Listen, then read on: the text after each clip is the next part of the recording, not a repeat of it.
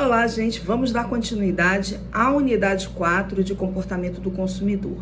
Então, na aula anterior, nós falamos um pouco sobre o que é o comportamento do consumidor, quais são os comportamentos, os pensamentos, os sentimentos e as ações esperadas para o nosso cliente, o nosso consumidor, e a importância de atender bem a esse cliente. Então, falamos nessa parte inicial da unidade 4 de todas essas características. Depois, passamos para a parte do processo de compra do consumidor.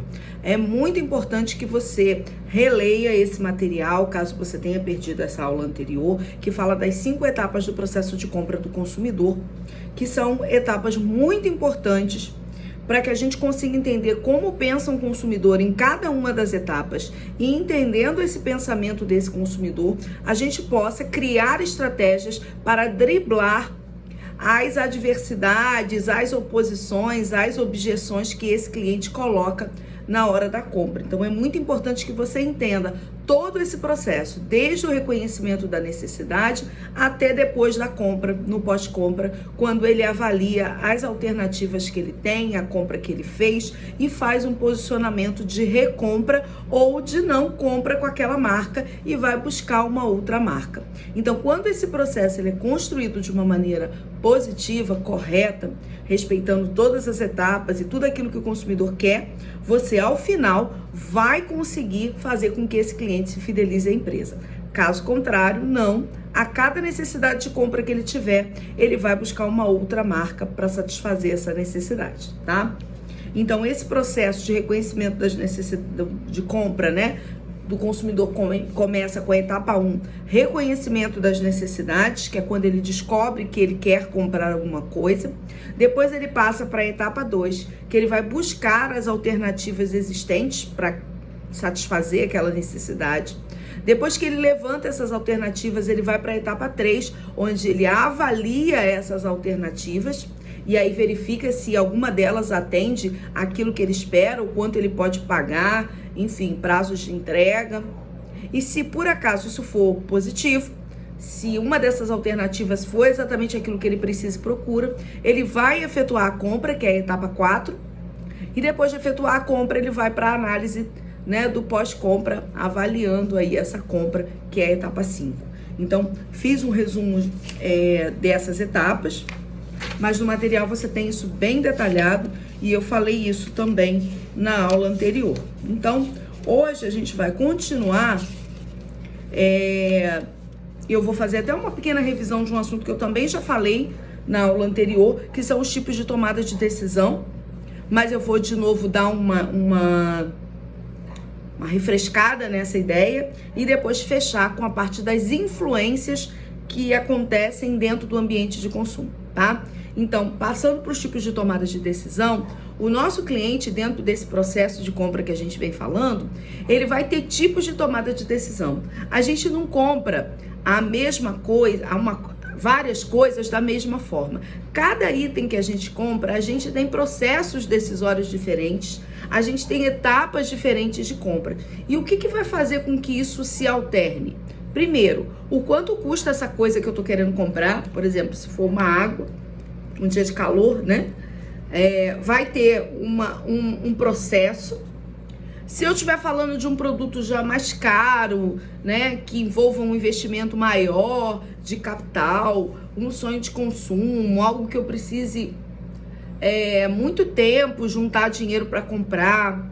Se for alguma coisa que eu tenho um envolvimento mais emocional, isso tudo vai interferir nesse processo de compra, nesse tipo de tomada de decisão que eu vou tomar.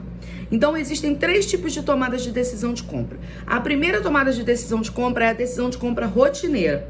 São compras simples, de produtos simples que você está acostumado, que você precisa, produtos baratos, produtos que você já conhece, produtos que você vai ter que ir ali comprar rápido. Por exemplo, você está passando em algum lugar, está com sede, água. Uma decisão rotineira. Cheguei lá, vi lá, pedi, me dá uma água de 500 ml, me dá uma água com gás, me dá uma água, né? É uma decisão rápida. Por quê? Porque você tem sede, você tá com pressa, você não vai ficar rodando a cidade inteira para comprar uma garrafinha de água. Outros itens que você já compra no seu dia a dia são decisões rotineiras, o pão que você compra de manhã, um biscoito que você compra no supermercado, né? Itens que você já vai colocando no seu carrinho quando você está lá no supermercado e que você às vezes avalia um ou outro critério. Ah, deixa eu ver aqui qual que está mais barato. Vai lá e coloca no carrinho. Você não fica pensando muito, você não volta depois para comprar. A decisão rotineira é aquela que você compra na hora se o produto está ali. Você só não compra se não tiver. Então essa é a decisão de compra rotineira. Produtos baratos, decisões de compra conhecidas, simples, rápidas. Aquela coisa de comprou rapidinho, saiu dali já com o produto. Depois a gente tem a decisão de compra limitada. Ela já não é mais rotineira. Não é uma coisa que você compra todo dia, não é um produto necessariamente barato, são produtos onde você já tem que fazer uma certa pesquisa de preço, pesquisa de marca, às vezes são coisas que você não necessariamente conhece muito bem, então você vai ter que se informar. Por exemplo, eu quero comprar um air fryer. Que marca eu vou comprar? Eu não sei, tem tantas opções no mercado, eu vou olhar, vou pesquisar, vou ver uma resenha, vou me informar a respeito. Então essa é uma decisão de compra limitada. Você ainda vai ter que projetar na sua cabeça, vai ter que olhar as várias possibilidades que você tem de marcas, de lojas, características de produto, capacidade, né? Eu quero uma airfryer pequena, uma grande, 110, 220, vou comprar na Casa Bahia, vou comprar na Magalu, vou comprar em loja física, vou comprar online, vou esperar Black Friday. São várias decisões. Como que eu vou pagar? Vou pagar à vista? Vou pagar no Pix? Vou pagar no cartão? Como é que eu vou fazer esse pagamento? Então é um produto que você já vai demorar um pouco mais de tempo pensando, né? Então, como eu falei, que tipo de produtos são esses? Eletrodomésticos, de modo geral, como você tem air fryer, geladeira, fogão, peças eletroeletrônicas, né? Peças de vestuário, um tênis, uma bolsa, uma roupa, algum item de valor agregado um pouco maior que você precisa pensar bem para tomar essa decisão mais limitada. E por fim, a gente tem a decisão de compra extensiva. Como o próprio nome diz, extensa, né? Grande, importante. Então você tem desde a simples, a intermediária, que é a limitada, e a mais complexa, que é a extensiva.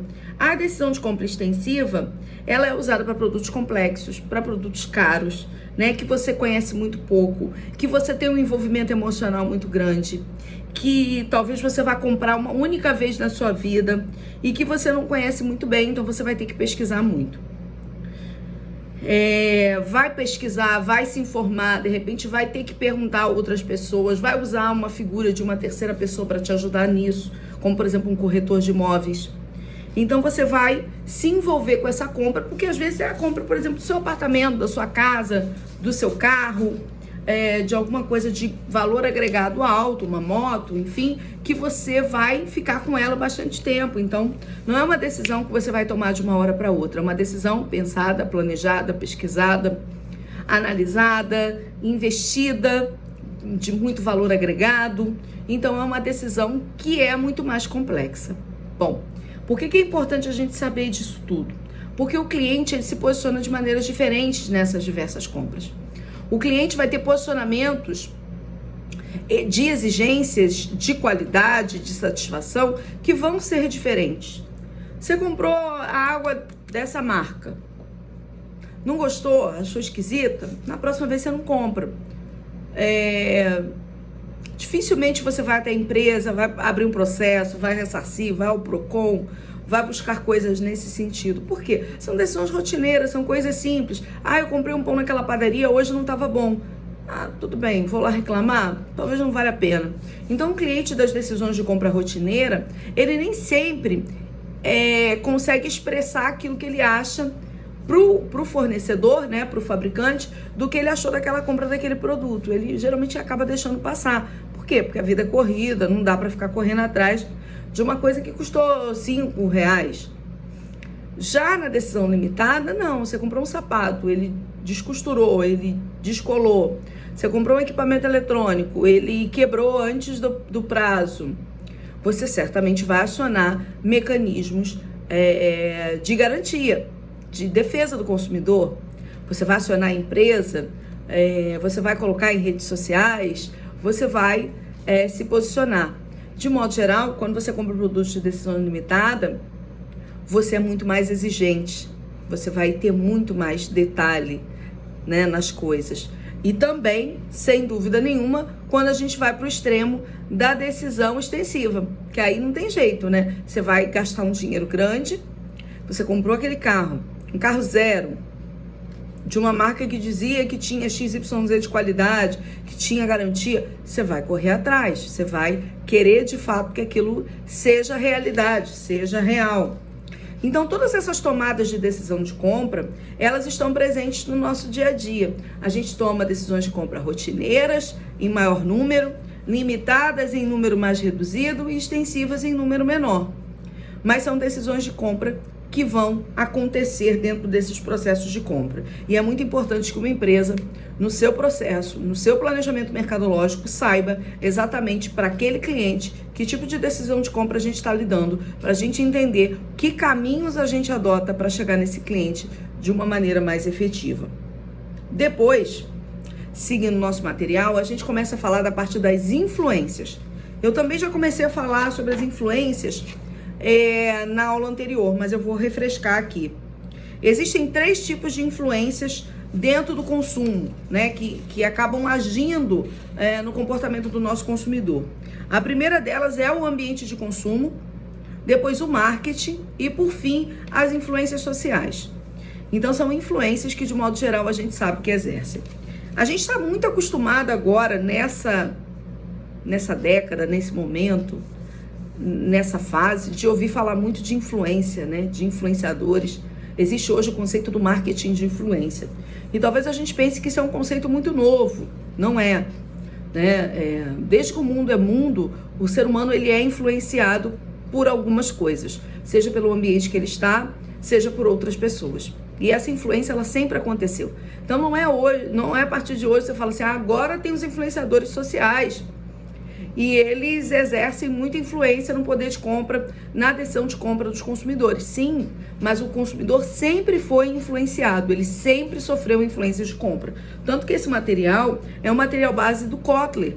E o primeiro livro do Kotler foi da década de 70.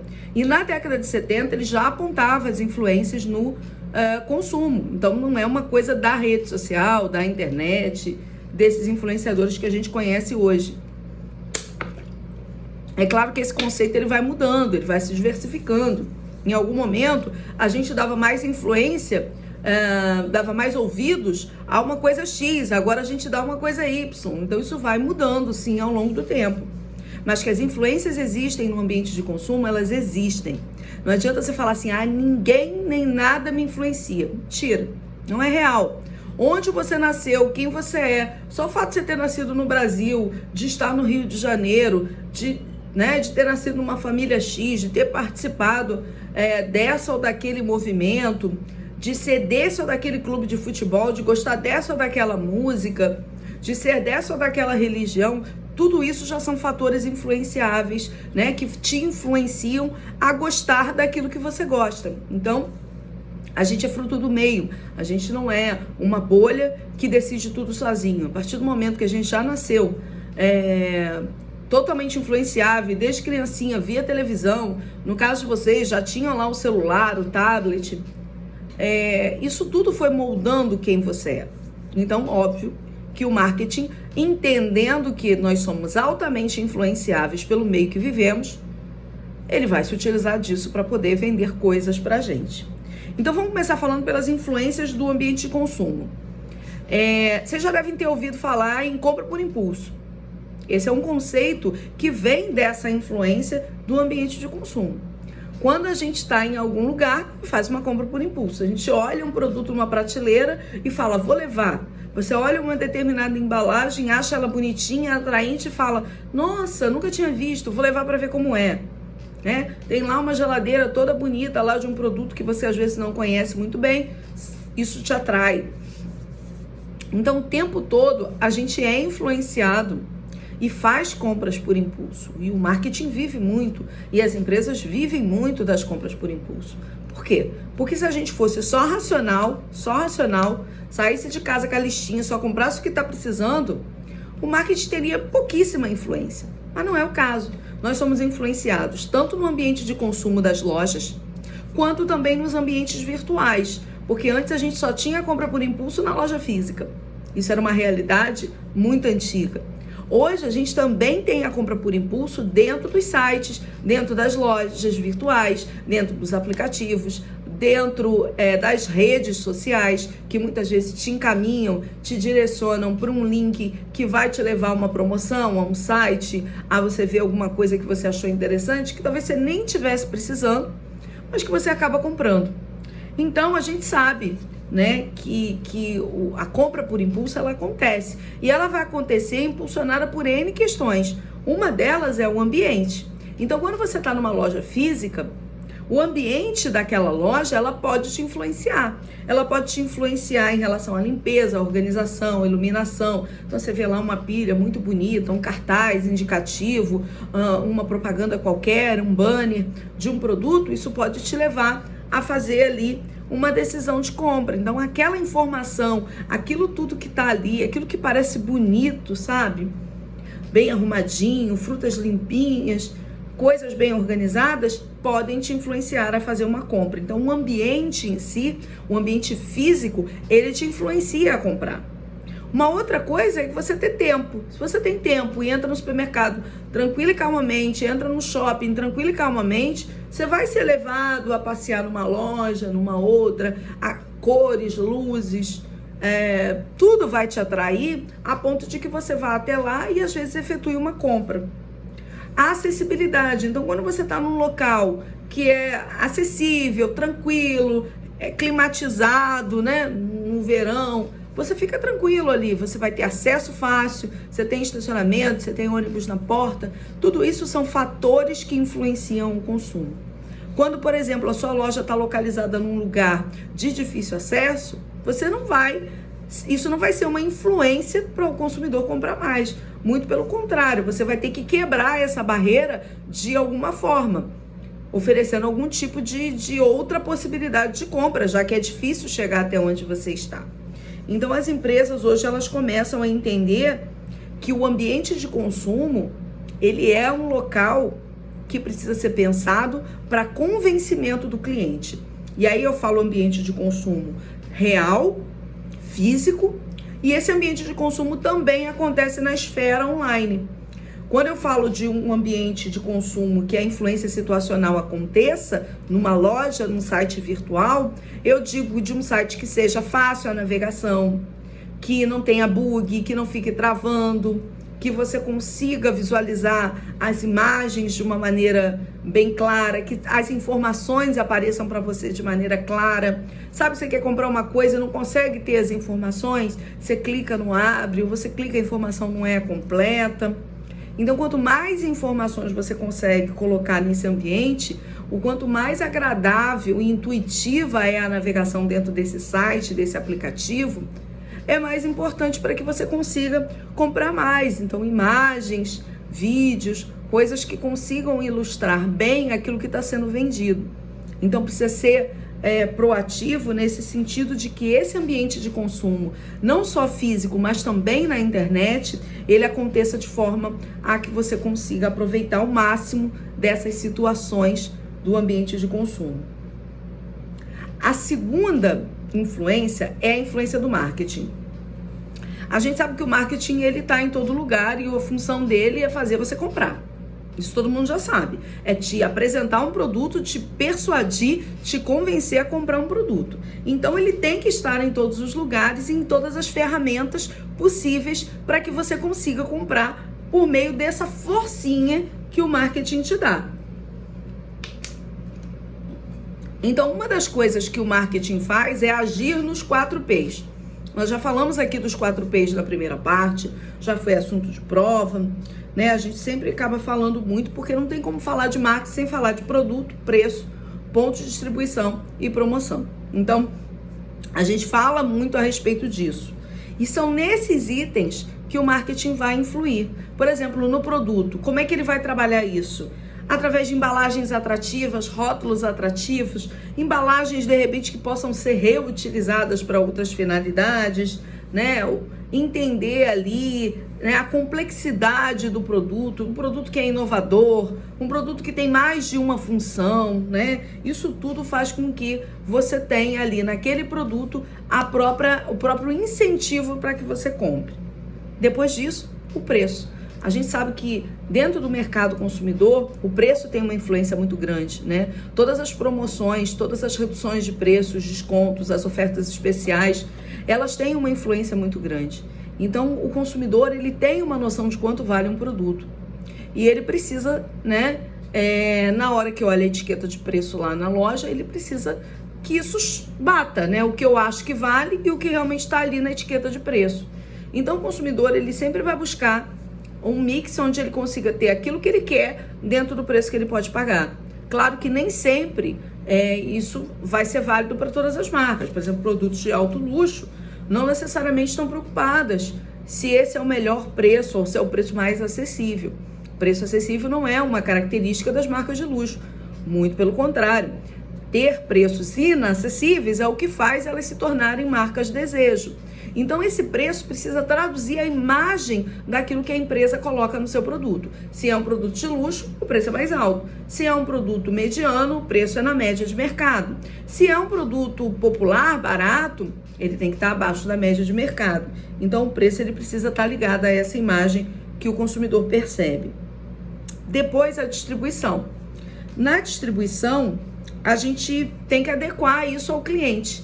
Então, hoje a gente vive numa realidade muito de delivery, né? O cliente, ele compra, muitas vezes ele compra no site, compra na loja, ele quer receber em casa. Muitas vezes ele até compra de algum outro caminho e quer receber em casa, né? Você tem N possibilidades de fazer essa conversão entre a variável física e a online. Então, é importante que você consiga, em alguns segmentos, entender aquilo que o seu cliente quer, que tipo de comodidade ele quer no ambiente físico.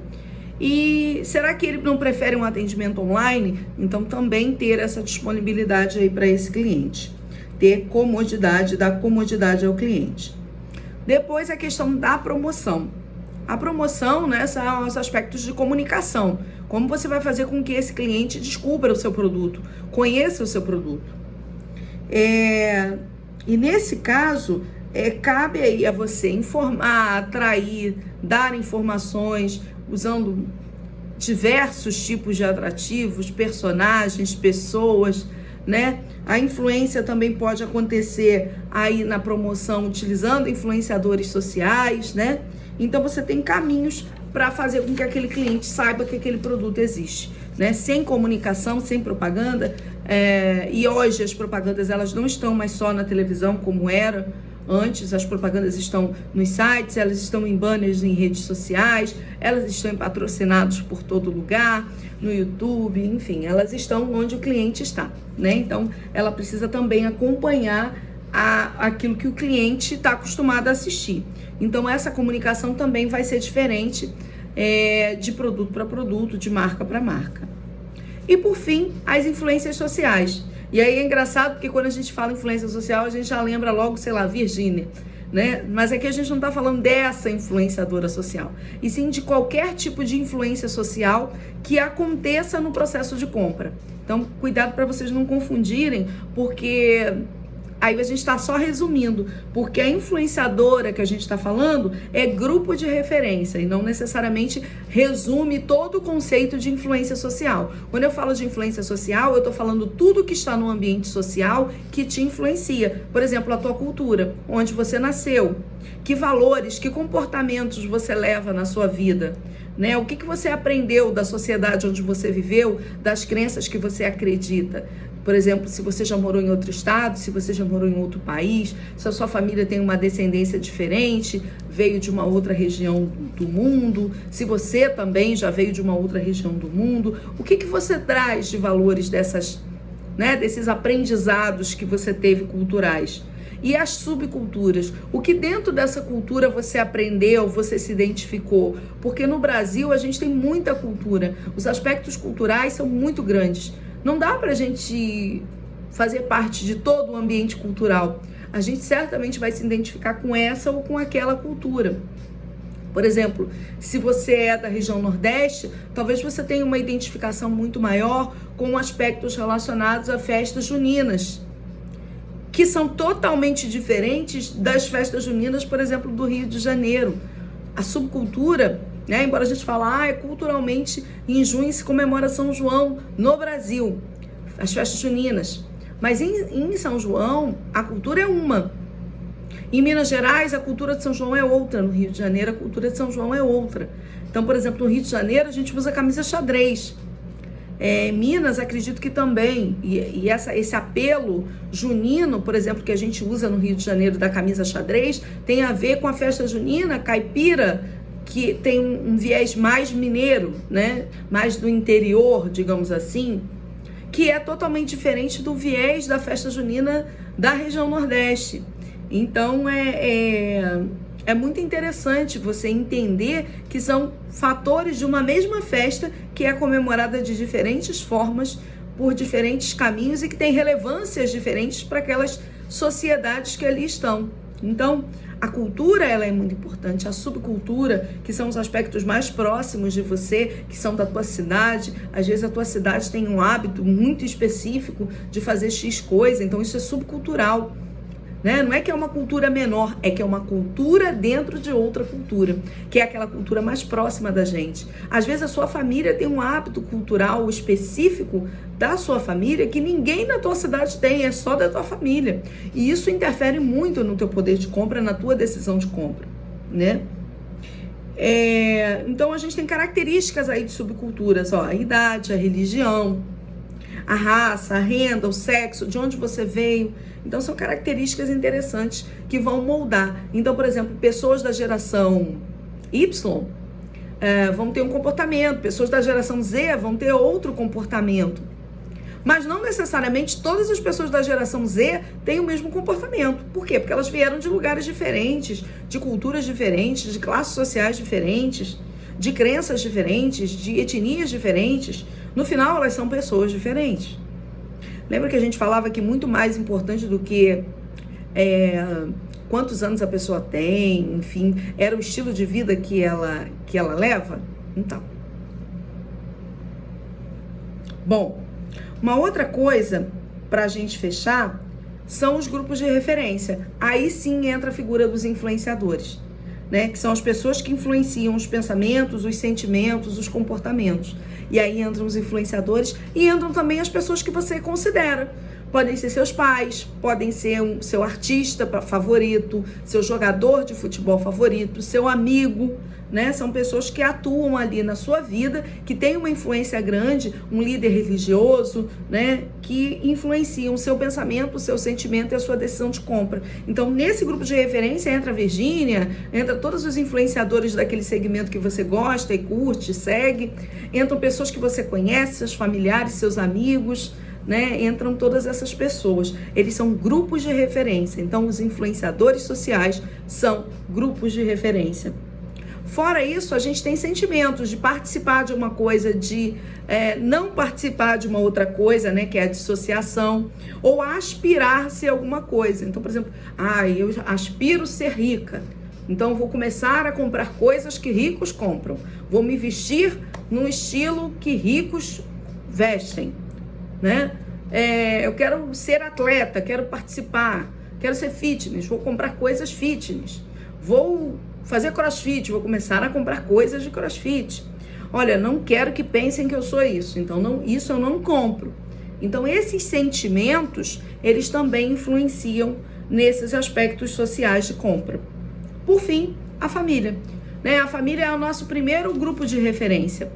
Ela forma o nosso caráter, aquilo que a gente pensa, o que a gente decide, o que a gente compra. A gente via lá nossos pais comprando, nossos avós comprando, nossos parentes comprando. A gente sabe, né, desde o começo a mãe fala assim: olha, quando você for comprar isso aqui no mercado, veja isso, veja aquilo.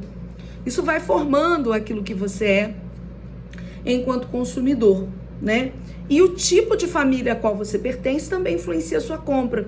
Então, quando você era membro de uma família grande, que seus pais, com seus irmãos, a sua compra era de um jeito. Depois você vai, sei lá, vai para a universidade, passa a morar sozinho.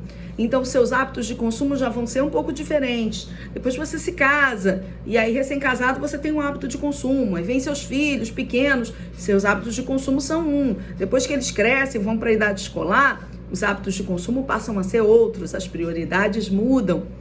E por aí vai. Então, ao longo da vida, as famílias se movimentam, você se movimenta e você muda aquilo que você consome, a forma como você consome, a prioridade que você dá àquilo que você consome.